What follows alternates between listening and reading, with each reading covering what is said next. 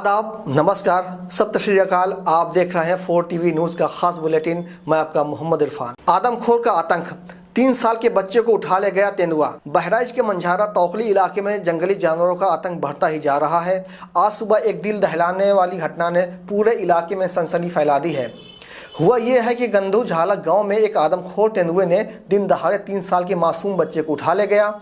दिल को झकझोर देने वाली यह घटना उस वक्त हुई जब मासूम अपनी मां के पास बैठा था। खबर फैलते ही गांव के लोग जमा हो गए और बच्चे की तलाश में जुट गए। स्थानीय लोगों ने पूरे इलाके में खोजबीन की, लेकिन काफ़ी मशक्कत के बावजूद बच्चे का कोई सुराग नहीं मिल पाया। इस घटना से एक तरफ स्थानीय लोगों में गुस्सा भी है और डर का माहौल भी। गाँव वालों का कहना कि इस इलाके में तेंदुए और भेड़िए लगातार लोगों पर हमला कर रहे हैं, लेकिन वन विभाग बेबस व लाचार नजर आ रहा है। उनका आरोप है कि वन विभाग की लापरवाही के कारण ये खूंखार जानवर खुलेआम घूम रहे हैं और लोगों की जान भी ले रहे हैं। यह कोई पहली घटना नहीं है। ग्रामीणों के मुताबिक पहले भी परसपुर गांव में एक 6 वर्षीय बच्ची पर भेड़िए ने हमला किया था। इसके बाद बहुरवा गांव में भी एक 3 साल की मासूम बच्चियों को भेड़िए उठा ले गए था। कुल मिलाकर इस तरह की इलाके में ये तीसरी घटना है। फिलहाल गांव के सभी लोग मिलकर बच्चे की तलाश कर रहे हैं। इस घटना के बाद पूरे इलाके में डर और गुस्सा फैला हुआ है। अजय अवस्थी हमारा नाम है, यही के मूल निवासी हैं। क्या हुआ है आपके गांव में? हमारे ग्राम में ये हुआ कि हम लोग इस वक्त जंगल राज में हैं। हमें प्रशासन से कुछ भी लाभ नहीं मिल रहा। आज इनका बच्चा निवाला बन रहा है किसी भेड़िए का, तो कल किसी तेंदुए का निवाला इनका बच्चा बन रहा है। हम लोग आज 9 तारीख को पहली घटना हमारे यहाँ पड़ोस में परागपुरा में हुई थी, जहां पर एक लगभग 6 साल की बच्ची जो है निवाला बन गई भेड़िए का। और दूसरा केस फिर उसी के पड़ोस में बहरवा में हुआ। वहां भी 3 वर्ष की बच्ची जो है बिस्तर पे सो रही थी, माँ दूध पिला रही थी, उसको उठा ले गया। 9 तारीख से आज 20 तारीख हो गया है, लेकिन अभी तक प्रशासन सो रहा है। यह है जंगल राज। हम अपने प्रशासन से, अपने उच्च अधिकारियों से ये विनम्र निवेदन करेंगे कि आप लोग जल्दी से जल्दी इस कष्ट का निवारण करिए। हम लोग मानव हैं, जानवर नहीं हैं, तो जानवर की तरीके से भेड़ चढ़े जा रहे हैं। आप लोग क्या करते हैं? सिर्फ आते हैं सोशल मीडिया पे एक फोटो खींच करके, अपनी एम्बुलेंस खड़ी कर करके, बड़े बड़े अधिकारी आकर के अपनी हाजिरी जना जाते हैं। लेकिन यदि ये दुर्घटना आपके बच्चे पर होती तो आप कैसा महसूस करते? सोचिए उस माँ से जिस माँ ने अपने आंखों से देखा है बच्चे को खोते हुए।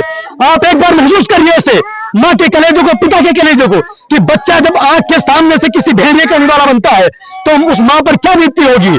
प्रशासन सो रहा है क्या? हम गुहार करेंगे अपने प्रदेश के मुख्यमंत्री योगी आदित्यनाथ जी से।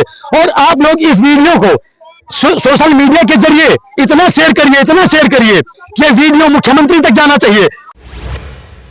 बहराइच में वन्य जीवों से सुरक्षा, गांव-गांव में रोशनी और जागरूकता। उत्तर प्रदेश के बहराइच जिले में वन्य जीवों खासकर तेंदुए और बाघ के बढ़ते हमलों को देखते हुए प्रशासन ने सुरक्षा के लिए ठोस कदम उठाए। मुख्य विकास अधिकारी मुकेश चंद्र ने बताया कि फकरपुर और महासी ब्लॉक के प्रभावित गाँवों में लोगों की सुरक्षा सुनिश्चित करने के लिए कई तरह के उपाय किए गए हैं। रोशनी का इंतजाम, गाँव में अंधेरे को दूर करने के लिए 1390 से ज्यादा स्ट्रीट लाइटें और 1 सोलर लाइटें लगाई गई हैं। इससे रात में लोगों की आवाजाही सुरक्षित होगी। जागरूकता अभियान, लोगों को वन जीवों के हमले से बचने के तरीके सिखाने के लिए 18 पब्लिक एड्रेस सिस्टम लगाए गए हैं। ये लोगों को सुरक्षित रहने की जानकारी देंगे। घरों की मरम्मत, जिन घरों में दरवाजे नहीं थे वहां 24 नए दरवाजे लगवाए गए हैं ताकि वन्य जीव आसानी से घर में न घुस सके। रात में गश्त, रात के समय 34 नोडल अधिकारी गाँव में गश्त कर रहे हैं और लोगों को घर के अंदर या छत पर सोने के लिए कह रहे हैं ताकि वो सुरक्षित रहें।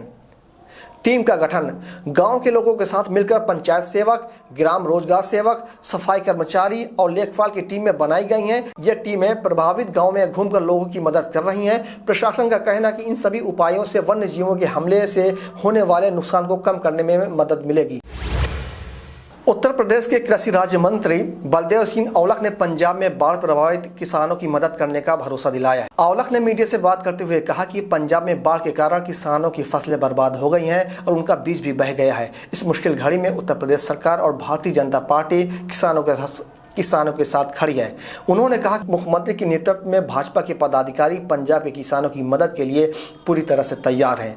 उन्होंने कहा कि किसानों के नुकसान की भरपाई के लिए उत्तर प्रदेश सरकार पंजाब को 1000 क्विंटल बीज देगी। मंत्री ने यह भी बताया कि उन्होंने पंजाब के कृषि निदेशक से बात की है और उन्हें किसी भी तरह की मदद के लिए सीधे उनसे संपर्क करने को कहा है। देखिए, आज पंजाब में बहुत बड़ी बाढ़ आने के कारण, बहुत सारा नुकसान होने के कारण, बहुत सारे सामाजिक संगठनों ने, हमारे जो गुरुद्वारे के डेरे हैं उन्होंने पार्टी के लोगों ने पार्टी से ऊपर उठकर वहाँ के पंजाब के लोगों की मदद करी है। आज हम लोग भी माननीय मुख्यमंत्री जी के नेतृत्व में, माननीय सूर्य प्रताप शाही जी के नेतृत्व में हम लोगों ने भी निर्णय लिया है कि हम 1000 कुंटल बीज जो है हम पंजाब को देंगे, क्योंकि जो किसान लोग हैं उनका जो बीज था वो सारा का सारा बह गया, बर्बाद हो गया।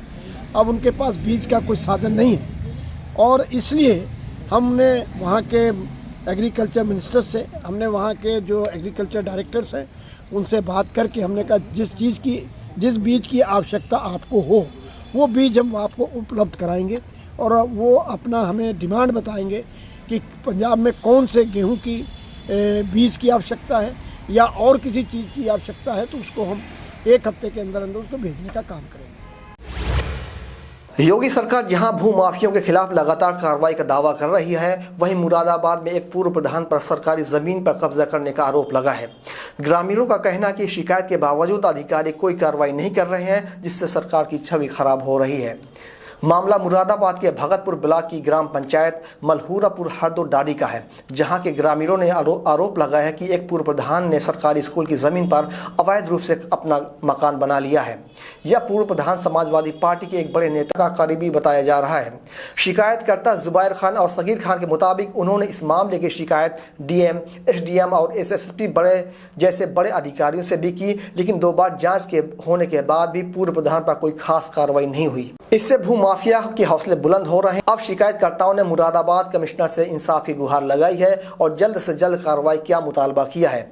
ग्रामीणों का आरोप है कि स्थानीय अधिकारी पूर्व प्रधान से मिली भगत कर रहे हैं, जिससे सरकार की भूमाफिया विरोधी मुहिम पर बड़े सवाल खड़े हो रहे हैं। हमने एक शिकायत की थी, स्कूल फार्म की ज़मीन पर पूर्व प्रधान ने कब्जा कर रखा है, जिसमें स्कूल फार्म की ज़मीन पर अपना घर बना रखा है उसने। और हम इसकी शिकायत हमने कप्तान साहब को और जिलाधिकारी को, जिलाधिकारी को, बीएसए साहब को, वैश्य शिक्षा अधिकारी को एप्लीकेशनें दी थी, जिसमें एक जांच आई थी। जांच में हल्का लेखपाल, कानीगो और नायब तहसीलदार जी आए थे। उन्होंने मौके पर आने के जांच की और जांच करने के बाद अभी तक कोई कार्रवाई नहीं की। हमारे पास एक मुंशी लेखपाल के मुंशी जी का फ़ोन आया था कि हम लोग आ रहे हैं, और जिस टाइम आए हमें कोई सूचना नहीं मिली है उस समय, और आने के जांच करके चले गए। अभी तक कोई कार्रवाई नहीं करी उन्होंने, जिसमें हमने अब कमिश्नर साहब को एप्लीकेशन दी है। अब हम आगे देखते हैं हमारी कार्रवाई कहाँ तक हो रही है, कहाँ तक नहीं हो रही। और बीएसए साहब के पास गए तो उन्होंने कह दिया हमसे हमारे पास कोई एप्लीकेशन नहीं आई, जबकि हम उन्हें 3 तारीख में एप्लीकेशन दे चुके हैं बीएसए साहब को। बीएसए साहब मना कर रहे हैं हमारे पास कोई एप्लीकेशन नहीं आई है। 3 तारीख में हमारी एक एप्लीकेशन गई थी उनके पास, बीएसए साहब के पास। जिलाधिकारी को भी दी थी, उप जिलाधिकारी को भी दी थी। डीएम साहब के यहाँ भी और कमिश्नर साहब के यहाँ भी, और पोर्टल पे भी दी थी हमने। तो पटवारी आया था 10-15 दिन पहले, वो कह गया हमसे, उन्हें ऐसे